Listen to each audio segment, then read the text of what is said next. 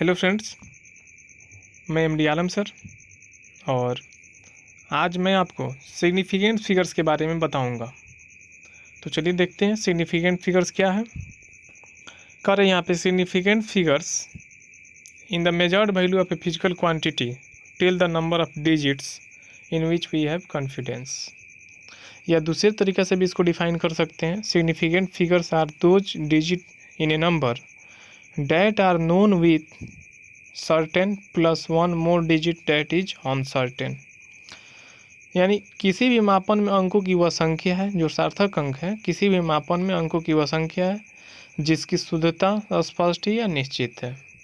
ठीक है, इसका कुछ रूल होता है। खैर यहाँ पे rules for counting the number of significant figures in a given measured quantity. पहला जो इसका रूल है करे कि all non zero digit are significant figures. यानी सभी अशून्य अंक जो होते हैं सार्थक अंक होते हैं। अशून्य यानी नॉन जीरो डिजिट्स। जैसे यहाँ पे हम कह रहे हैं कि यहाँ पे 34.7, इसमें कितना सिग्निफिकेंट है? 3 सिग्निफिकेंट फिगर्स को हम शॉर्ट में ऐसे बोल सकते हैं। ठीक है, इसमें देख रहे हैं कि सिग्निफिकेंट फिगर्स का जो संख्या है 4 है। इसके बाद वाला जो है इसमें देख रहे हैं कि यहाँ पे और यहाँ पे सब मिला के कितना है? यहाँ पे कितना है हमारा 1124.235 है। तो इधर 4 है, इधर 3, कितना है टोटल? 7 है। तो आप इसको 7 कर लीजिएगा, मिस्टेक से 6 हो गया, यहाँ पे 7 कर लीजिएगा। ठीक है, इसके बाद हम देख रहे हैं यहाँ पे करें कि all zeros occurring between non zero digits are significant figures. इसका मतलब होगी कि अगर अशून्य अंक है उसके बीच में जो सभी शून्य अंक होंगे वो सब सार्थक अंक होते हैं। जैसे यहाँ पे 2.001 यहाँ पे, तो इसका 4 हो जाएगा सिग्निफिकेंट फिगर्स। 4.302 इसमें भी 4 है। 401 इसमें 3 है। 40006 इसमें 5 डिजिट है, यानी 5 हमारा हो जाएगा सिग्निफिकेंट फिगर्स। ठीक है, इसके बाद जो रूल है यहाँ पे, इसके बाद जो रूल है 3 नंबर करें कि ending zeros without decimal are not significant figures. ठीक है, करें कि एंडिंग जीरो यानी जो अंत में जीरो रहेगा जिसमें डेसिमल नहीं रहेगा वो क्या होगा? सभी सार्थक अंक यहाँ पे नहीं होगा। Correct, not significant figures. जैसे 20 यानी इसमें एक ही सिग्निफिकेंट फिगर्स है। 210 यानी 2 है। 2130 इसमें 3 है।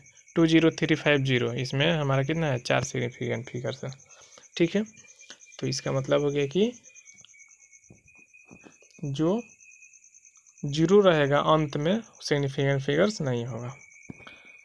4 नंबर यहाँ पे देख रहे हैं correct, all zero to the right of a decimal point and to the right of non zero digit are significant figures.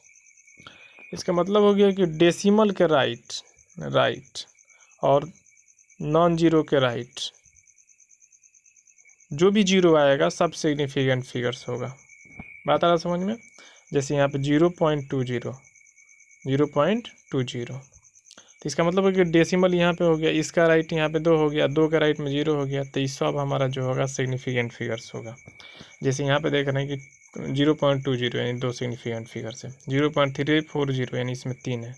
0.2370 यानी इसमें 4 सिग्निफिकेंट फिगर्स है। यहाँ पे देख रहे हैं 5 नंबर जो रूल है correct, all zero to the right of a decimal point यानी डेसिमल के right and to the left of non zero digit are not significant figure. इसका मतलब हो गया कि डेसिमल के राइट साइड यानी इस साइड और नॉन जीरो के लेफ्ट साइड यानी इस साइड, तो बीच में जितना भी जीरो रहेगा सिग्निफिकेंट फिगर्स नहीं होगा। ठीक है, समझ में आ रहा बात को? अब देखिए यहाँ पे देख रहे हैं कि 0.04 है, तो इसका मतलब हो गया कि अब पॉइंट के RHS और नॉन जो जीरो है हमारा उसका LHS, बीच में जो जीरो है सिग्निफिकेंट फिगर्स नहीं है। तो इसमें 1 है, इसमें भी 1 है, इसमें देखना 4 5 है। अब इसमें क्योंकि जीरो तो नहीं होगा ना, अब इसमें 0.0456 यानी इसमें 3 है। और इसके बाद वाला जो है यहाँ पे सबसे लास्ट वाला में देखिए यहाँ पे 4 सिग्निफिकेंट फिगर्स है। तो ये हमारा रूल नंबर कितना था? 5 था। इसके बाद हम देख रहे हैं यहाँ पे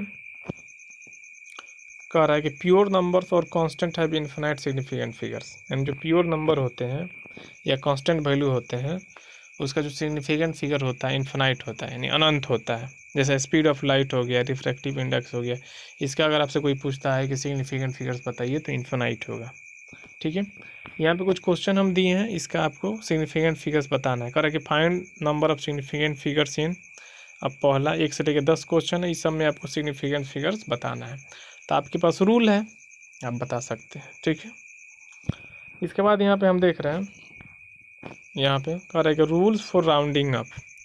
करें कि round up to significant figures, यानी हम राउंडिंग अप का रूल हम जानेंगे कि राउंडिंग अप का रूल क्या होता है। ठीक है, अगर ये समझ में आ गया तो कैलकुलेशन में आसान हो जाता है। पहला कह रहा है यहाँ पे 2.82, अब यहाँ से 2 को हटा दिया गया है। अब यहाँ पे 2 देख रहे हैं कि 5 से क्या है, स्मॉल है, तो इसका मतलब हो गया कि इसको हम सेम रखना है। ठीक है, कह रहा है कि सेम रखना है, जैसे 2.83, 3 को भी हटाएंगे तो 2.8 होगा। राउंडिंग अप करेंगे तो हमारा आंसर जो होगा 2.8 होगा, क्योंकि जो 3 है 5 से लेस देन है। दूसरा यहाँ पे देख रहे हैं, यहाँ पे 2 नंबर जो है 2.87। अब 7 को जब हटाए हैं तो 8 को 1 बढ़ा दिए हैं, यानी 2.9 है। क्यों? क्योंकि 7 जो है 5 से ग्रेटर देन है, यानी बड़ा है, तो बढ़ाना है। जैसे 3.86, तो जब इसको हटाएंगे 3.9 हो जाएगा, क्योंकि 6 जो है 5 से ज़्यादा है। 3 नंबर हम यहाँ पे देख रहे हैं कि 2.852, इसको हम लिख सकते हैं 2.9। 2 को हटाए हैं और जो 5 है 5 के बराबर है, और इसका जो नेक्स्ट डिजिट है वो क्या है हमारा, नॉन जीरो, यानी अशून्य अंक है, इसलिए एक बढ़ा देंगे।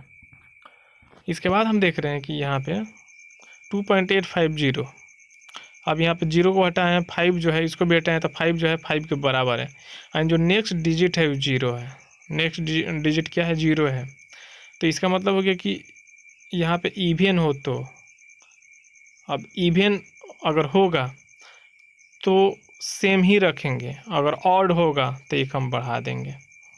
इसका मतलब हो गया कि यहाँ पे देख रहे हैं 5 0 है, और इसके बाद जस्ट यहाँ पे 7 है, तो एक डिजिट यहाँ पे क्या किए हैं, बढ़ा दिए हैं। यानी ऑड होगा तो बढ़ा दो, और इवन हो तो सेम रखो। तो ये कुछ रूल है राउंडिंग ऑफ का। ठीक है, इसके बाद हम यहाँ पे देख रहे हैं कि कुछ क्वेश्चन आपको दिया गया है 2 नंबर। पहला में सिग्निफिकेंट फिगर बताना है, और इस क्वेश्चन में राउंड ऑफ करना है 2 सिग्निफिकेंट फिगर्स का। तो 10 क्वेश्चन है, आप इसको आराम से सॉल्व कर सकते हैं।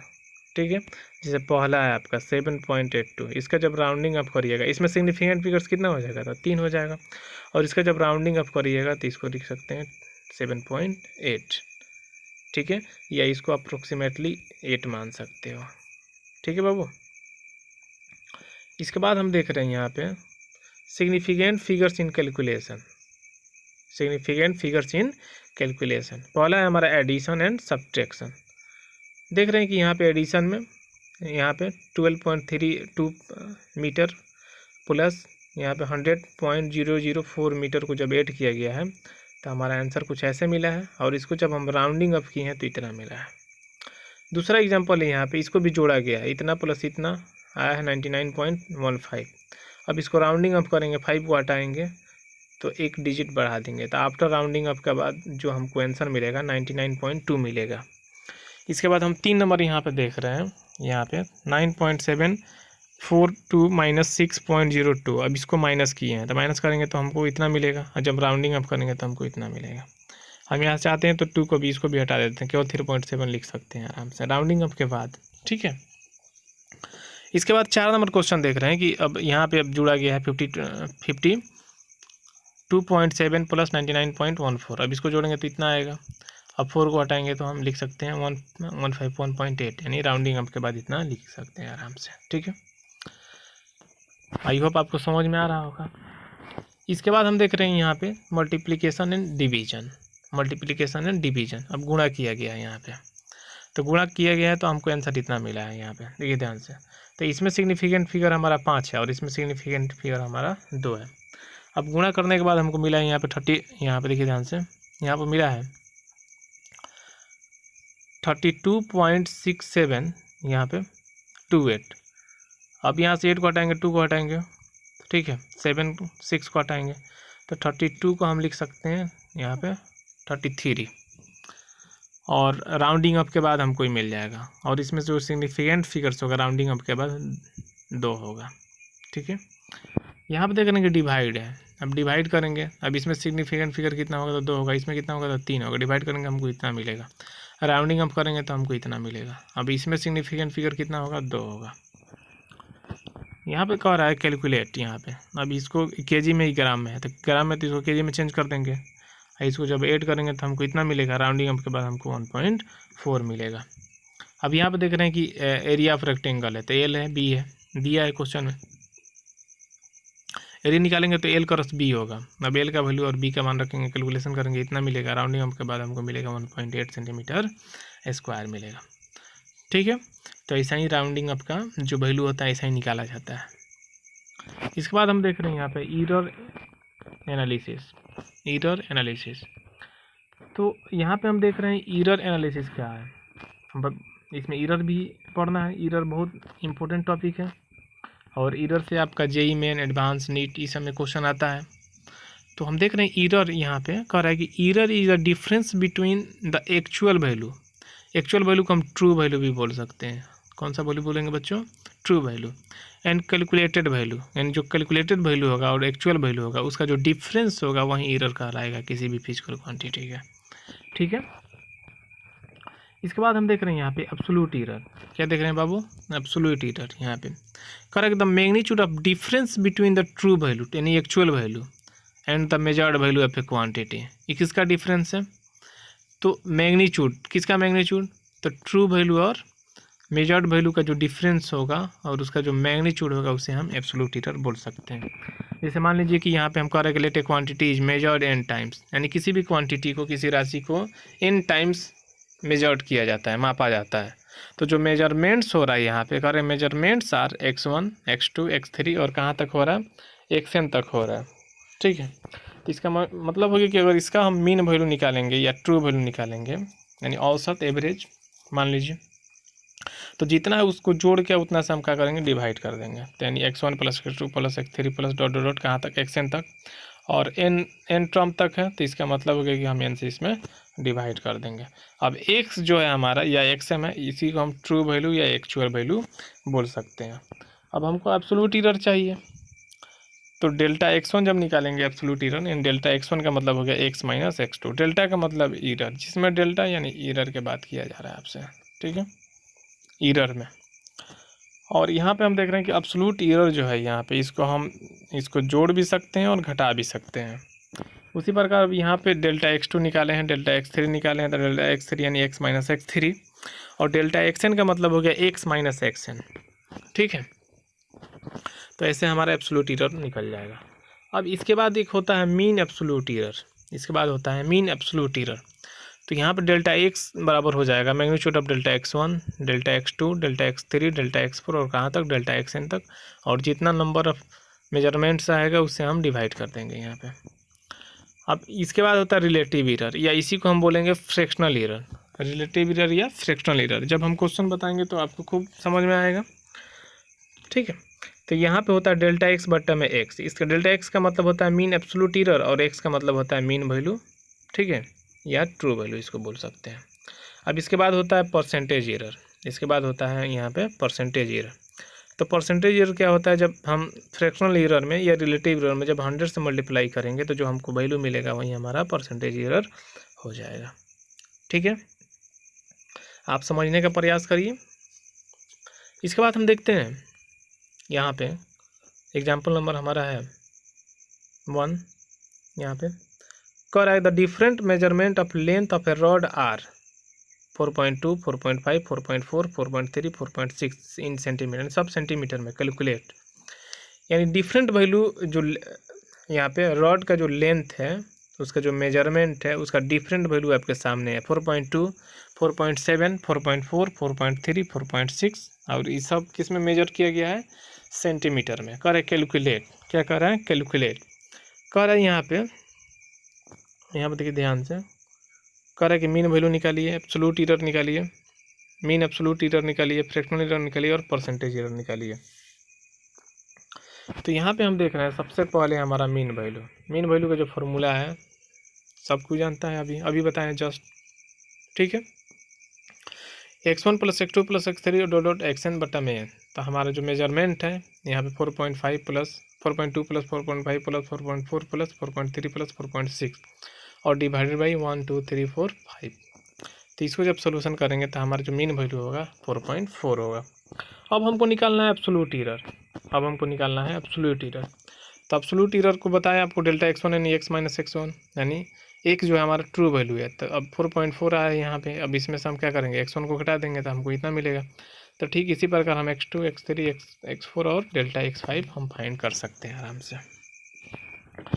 और इसी क्वेश्चन में हमको बताना है मीन एब्सोल्यूट एरर। तो मीन एब्सोल्यूट एरर हम जानते हैं, अभी आपको फॉर्मूला बताएं, magnitude of delta x1 delta x2 और कहाँ तक डेल्टा x5 तक, क्योंकि डेल्टा x5 तक दिया है यहाँ पे, और डिवाइडेड बाई 5। तो इसका जो वैल्यू है यहाँ पे सबका जो मान है यहाँ पे रखेंगे। अब मैग्नीट्यूड में माइनस भी रखेंगे तो ये -2 यानी इसका जो मैग्नीट्यूड है +2। तो जब रखेंगे तो सब हमारा यहाँ पे जोड़ के आ जाएगा 0.6 डिवाइडेड बाई 5। अब जब भाग करेंगे डिवाइड करेंगे तो 0.12। इसको जब राउंडिंग हम करेंगे तो 0.1 हमारा आंसर आ जाएगा यहाँ पे। इसके बाद ठीक है, तो आराम से हम बता सकते हैं। ठीक है, तो यहाँ पे हम देख रहे हैं कि इसमें 5 क्वेश्चन था, यानी मीन था हमारा, एब्सोल्यूट था, उसके बाद मीन एब्सोल्यूट था, उसके बाद फ्रैक्शनल एरर और परसेंटेज एरर। तो फ्रैक्शनल एरर में क्या करिएगा, फ्रैक्शनल एरर का जो फॉर्मूला होता है यहाँ पे, अब डेल्टा x बट्टा में x होता है, डेल्टा x बट्टा में x होता है, तो आराम से निकल जाएगा डेल्टा x बट्टा में x। तो डेल्टा x का जो मान है आप उसको रख दीजिए। डेल्टा x का मान यहाँ पे कितना है, इतना है, और x का मान यहाँ पे इतना है। तो इसका मतलब हो गया कि अब 0.1 और बट्टा में 4.4, तो हमारा फ्रैक्शनल एरर निकल जाएगा। और इसके बाद है परसेंटेज एरर। तो इसमें मल्टीप्लाई जब 100 से होगा तो हमारा परसेंटेज एरर फाइंड हो जाएगा। ठीक है, आई होप आपको समझ में आया हो क्वेश्चन। इसके बाद हम देख रहे हैं यहाँ पे देख रहे हैं प्रोपेगेशन ऑफ एरर। इसमें सबसे पहले आपको देखना है एडिशन और सब्ट्रैक्शन। कोई क्वांटिटी है एडिशन में, उसको हम x बराबर ऐसे लिखे हैं, x बराबर a प्लस b लिखा गया है। तो इसका मतलब हो गया कि इसमें जो हमारा मैक्सिमम एरर होगा डेल्टा x बराबर हो जाएगा delta a plus delta b, और जो रिजल्टेंट हमको मिलेगा एडिशन में x plus minus delta x मिलेगा। और सब्ट्रैक्शन में हम देख रहे हैं यहाँ पे x बराबर a माइनस b, तो डेल्टा x जो डेल्टा x होगा वही हमारा मैक्सिमम एरर होगा delta a plus delta b। आप कहिएगा सर इसमें भी प्लस है इसमें भी प्लस है, तो हमेशा जब मैक्सिमम एरर निकाला जाता है तो उसको प्लस माइनस करके ही दिखाया जाता है। तो x plus minus delta x, तो माइनस में भी रहेगा, जब मैक्सिमम का बात आएगा तो यहाँ पे हम प्लस दर्शाएंगे। यहाँ पे हम देख रहे हैं कि correct find equivalent resistance if R1 बराबर R2 बराबर, और इस सीरीज में कम्बिनेशन किया गया है। तो सीरीज कम्बिनेशन का फॉर्मूला हम लोग जानते हैं, R1 प्लस R2 होता है। तो R1 का मतलब यहाँ पे 2 और R2 का मान यहाँ पे 4, 2 प्लस 4 6 हो जाएगा। और डेल्टा R इक्विवेलेंट यानी delta R1 plus delta R2।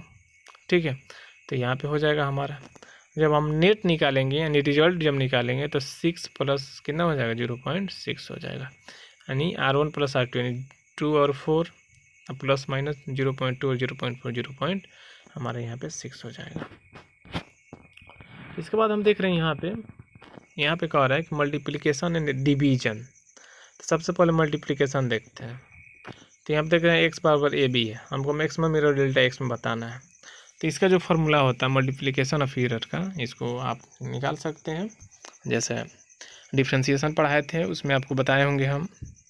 ठीक है, मल्टीप्लिकेशन रूल, तो उसके सहायता से हम इसको निकाल सकते हैं आराम से। तो डेल्टा x बट्टा में x यानी x में हमको निकालना है मैक्सिमम एरर मल्टीप्लिकेशन के व्यू से। तो यहाँ से डेल्टा x बट्टा x बराबर लिख सकते हैं डेल्टा a बट्टा a डेल्टा b बट्टा में b। अगर मान लो कि यहाँ पे c रहता, सपोज करो कि यहाँ पे अब x बराबर ए बी सी रहता, तो यहाँ पे प्लस डेल्टा c बट्टा में क्या करते हैं c करते हैं। अब सपोज करिए कि यहाँ पे d भी रहता, ए बी सी डी रहता, तो प्लस डेल्टा d बट्टा में क्या होता d होता। तो यहाँ से जब डेल्टा x निकालेंगे तो हमको कुछ इस तरह का फॉर्मूला मिलेगा, डेल्टा a बट्टा में या प्लस डेल्टा b बट्टा में b इंटू एक्स, क्योंकि x यहाँ पर डिवाइड करते जाके गुणा करेगा। ठीक इसी प्रकार हम निकालेंगे डिवीजन में। तो x बराबर a बट्टा b, तो डेल्टा x निकालेंगे। तो यहाँ से डेल्टा x बट्टा x equal to delta a बट्टा में a प्लस डेल्टा b बट्टा में b, तो यहाँ से डेल्टा x निकल जाएगा हमारा। ठीक है, तो ये दोनों फार्मूला हमारा क्या होगा, सेम ही होगा डिवीजन और मल्टीप्लिकेशन का। इसके बाद हम देख रहे हैं एग्जाम्पल यहाँ पे 3 नंबर दिया गया है। कह रहा है कोई रेक्टेंगल है, लंबाई इसका एल है और चौड़ाई बी है। एल का फॉर्मूला यहाँ पे दिया गया है, वैल्यू दिया गया है, सॉरी यहाँ पे 4 ± 0.4 मीटर और बी का दिया गया है 2 ± 0.2 मीटर। तो एरिया इसका जो होगा एल क्रॉस बी होगा यहाँ पे, तो 4 × 2 यानी कितना हो जाएगा 8 मीटर स्क्वायर हो जाएगा। अब हमको डेल्टा ए निकालना है, यानी मैक्सिमम त्रुटि निकालना है, मैक्स एरर फाइंड करना है। तो इसका मतलब है कि अभी आपको बताएं यहाँ पे मल्टीप्लिकेशन का, तो इसका जब हम निकालेंगे तो डेल्टा ए बट्टा में इक्वल टू डेल्टा एल बट्टा एल अब प्लस डेल्टा बी बट्टा में बी हो जाएगा। अब ये इधर आके गुणा कर लेगा यहाँ पे, तो ऐसे हमको मिलेगा। और डेल्टा एल का वैल्यू दिया है यहाँ पे बट्टा में एल 0.4 बट्टा 4 अब प्लस 0.2 बट्टा में 2। अब इसको हम सोल्यूशन करेंगे, यहाँ पे मल्टीप्लाई बाई ए यानी 8, तो 0.1 0.2 × 8 यानी 1.6 मीटर स्क्वायर। तो जो इसका एरिया होगा ए प्लस माइनस डेल्टा ए होगा, यानी 8 ± 1.6 मीटर स्क्वायर होगा। तो आसान क्वेश्चन है। इसके बाद हम यहाँ पे देख रहे हैं, यहाँ पे एक हमारा क्यूब है, ठीक है, और इसका जो मास है यहाँ पे 6 ± 0.3 kg है और इसका जो वॉल्यूम है यहाँ पे 2 ± 0.2 मीटर क्यूब है। डेंसिटी पूछ रहा है, इसमें हमको मैक्सिमम एरर फाइंड करना है। तो डी बराबर होता है मास बट्टा वॉल्यूम, जो डेंसिटी होता है मास बट्टा वॉल्यूम होता है 6 बट्टा में 2 3 kg/m³ आ जाएगा। अब हमको डिवाइड के रूप में, अब इसमें मैक्सिमम एरर फाइंड करना है। तो डेल्टा डी बट्टा में डी, डेल्टा एम बट्टा एम इक्वल टू डेल्टा भी बट्टा में भी। तो इसका मतलब हो गया कि अब डेल्टा एम बट्टा एम और डेल्टा भी बट्टा भी, अभी डी जो है इधर आके गुणा करेगा। तो हमारे सामने वैल्यू दिया है डेल्टा एम का यहाँ पे तो 0.3 बट्टा 6 प्लस 0.2 बट्टा में 2 मल्टीप्लाई बाई 3। तो जब इसको सोल्यूशन करेंगे इसको, तो इसका मतलब आ गया 0.45 आ जाएगा, ठीक है। जब हम मास डेंसिटी निकालेंगे तो D plus minus delta D, तो डी यानी यहाँ पर 3 अब प्लस माइनस कितना, तो डेल्टा डी यानी 0.45, ठीक है। तो यहाँ पे हमारा डी हो गया और यहाँ पे हमारा डेल्टा डी हो गया और यहाँ पे रख देंगे 3 ± 0.45 kg/m³ होगा। यही मैक्सिमम एरर होगा आपका डेंसिटी में, ठीक है। इसके बाद हम यहाँ पे देख रहे हैं, यहाँ पे कर quantity raise to some power, मान लो कि पावर के रूप में आ जाए। जैसे x बराबर यहाँ पर दिया गया है a के पावर p, b के पावर q, c के पावर r। अब हमको डेल्टा x फाइंड करना है। तो इसका मतलब हो गया कि हम इसमें जब मैक्सिमम हम एरर फाइंड करेंगे तो सेम है जिसके इसके पहले आपको डिवाइड वाला बताए थे या मल्टीप्लिकेशन वाला बताए थे, सेम वैसा ही है।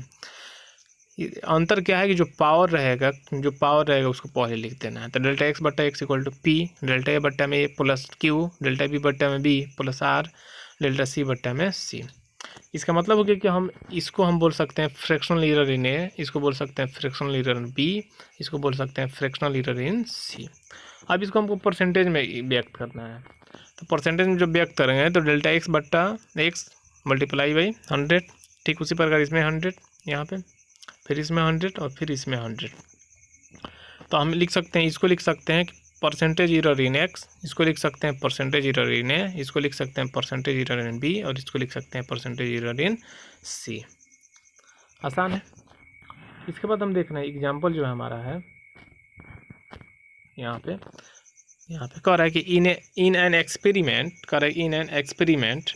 The percentage of error occurred in the measurement of physical quantities A B C and D are 1%, 2%, 3% and 4%। यानी कोई एक्सपेरिमेंट है जो एरर का यहाँ पे परसेंटेज है किसी भी फिजिकल क्वांटिटी के मेजरमेंट में दिया है। यहाँ पे A B C D are 1%, A में 1%, बी में 2%, सी में 3% और यहाँ पे डी में 4%। कह रहा है कि then the maximum percentage of error in measurement X where X equal to आपको यहाँ पे आप दिया है, ठीक है। तो अभी ऐसा बताएं आपको कैसे उसको हम तोड़ेंगे। अब ऑप्शन दिया ए 10%, बी 3 बराबर 13% और सी दिया 16% और डी दिया है 10%। क्वेश्चन में दिया है ए में 1% है, बी में 2% है, सी में 3% है, डी में 4% है और एक्स में आपको मैक्सिमम परसेंटेज एरर आपको फाइंड करना है। तो सबसे पहले दिया है आपको एक्स बराबर यहाँ पे। अब इसको जब हम मैक्सिमम एरर फाइंड करेंगे तो डेल्टा एक्स बट्टा में एक्स इक्वल टू, अब 2 जो है पहले आएगा तो डेल्टा ए बट्टा ए, अब 1/2 पहले आएगा क्योंकि पावर वाला भी अब जस्ट बताएंगे। यहाँ पे देखिए ध्यान से, यहाँ पे ठीक है यहाँ पे। तो ठीक इसी प्रकार हम देख रहे हैं। अब इसको जब तोड़ेंगे तो ऐसा लिख सकते हैं। इसका मतलब हो गया कि अब यहाँ पे हमारा हो जाएगा 1/c के पावर में 3 1/3 डेल्टा c बटा c प्लस अब 3 इंटू डेल्टा d बट्टा में d। अब इसका मतलब हो गया कि यहाँ पे हम देख रहे हैं, यहाँ पे अब 100 से जब मल्टीप्लाई करेंगे तो 100 यहाँ पर भी 100 हो जाएगा, यहाँ पर भी 100 और यहाँ पर भी 100 और यहाँ पर भी 100 हो गया। तो इसका मतलब हो गया कि आपको दिया गया है, इसका वैल्यू दिया गया है मैक्सिमम एरर जो है ए में, डेल्टा ए बटा ए मल्टीप्लाई बाई 100 जो है। अब एक दिया गया है यहाँ पे 2 × 1 प्लस 1/2 और इसका दिया गया है यहाँ पे 2% और इसका यहाँ पे 3% और इसके यहाँ पे 4%। तो इसका मतलब हो गया कि यहाँ से 2 से 2 मर जाएगा, 3 मर जाएगा, यानी 2 + 1 प्लस यहाँ से 1 प्लस यहाँ पे 3 4 जा 12। इसको जब सब जोड़ेंगे तो हमारा 16% आंसर आ जाएगा। तो इसका ऑप्शन नंबर सी सही है। तो क्वेश्चन को कैसे बनाइएगा आप, ठीक है। जहाँ तक मेरा मानना है कि क्वेश्चन में सबसे पहले देखा जाता है कि दिया क्या है, उसको समझा जाता है।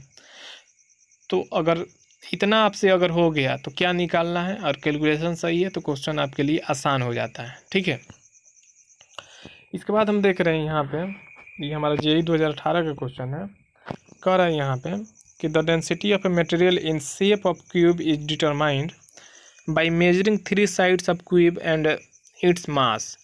If the relative errors measuring the measured यहाँ पे mass and length are respectively 1.5% and 1%, the maximum error in determine the density is. अब ये दिया है B C D, 4 ऑप्शन है इसमें, ठीक है। तो दिखाई दे रहा होगा आपको 4 नंबर ऑप्शन सही है। कैसे सही है, तो इसका मतलब हो गया कि मास में जो यहाँ पे मास का जो एरर है, मैक्सिमम एरर आपको परसेंटेज में दिया है 1.5, यहाँ पे देखिए ध्यान से, और लंबाई में भी दिया है यहाँ पे 1% दिया है। ये हमारा क्यूब हो गया, लंबाई हो गया, मास हो गया। अब इसको हमको निकालना है मैक्सिमम परसेंटेज यहाँ पे एरर इन डेंसिटी, यानी D = m/b। डेंसिटी हम मास बट्टा वॉल्यूम होता है और मास बट्टा वॉल्यूम, तो इसका जो वॉल्यूम होगा LQ होगा क्योंकि दिया है यहाँ पे साइड। अब इसका मतलब हो गया कि सबका साइड L है तो LQ होगा यहाँ पे। अब इसमें हमको मैक्सिमम एरर फाइंड करना है, तो डेल्टा D बट्टा में D = डेल्टा M बट्टा में M प्लस 3। अब 3 बाहर आ जाएगा यहाँ से और डेल्टा L बट्टा में यहाँ पे L हो जाएगा। तो अब यहाँ पर 100 से मल्टीप्लाई करेंगे तो हम इतना होगा, फिर इसमें इतना होगा, फिर इसमें इतना होगा, और पहले से इसका वैल्यू दिया गया है 1.5 और इसका वैल्यू दिया गया तो 3 इंटू कितना हो जाएगा, यहाँ पे 1 हो जाएगा क्योंकि 1 दिया गया और यहाँ पे 1.5 क्वेश्चन में दिया गया है। तो जब इसको कैलकुलेशन करेंगे तो आपका यहाँ पे हो जाएगा 4.5। तो यही हमारा ऑप्शन नंबर D इसका सही है, ठीक है। इससे पहले आपको हम फिजिकल क्वांटिटी के बारे में बताएं, डायमेंशन के बारे में बताएं, ठीक है, और डायमेंशन पे कुछ क्वेश्चन बेहतरीन बताएं और डायमेंशन का यूजेज बताएं। और आज की इस वीडियो में आपको हम सिग्निफिकेंट फिगर पढ़ाएं, ठीक है, और एरर के बारे में बताएं और कुछ बेहतरीन न्यूमेरिकल बताएं आपको, ठीक है। तो अगर वीडियो मेरा सही लगा हो तो इसको शेयर कीजिए, लाइक कीजिए और सब्सक्राइब कीजिए। Okay, thank you.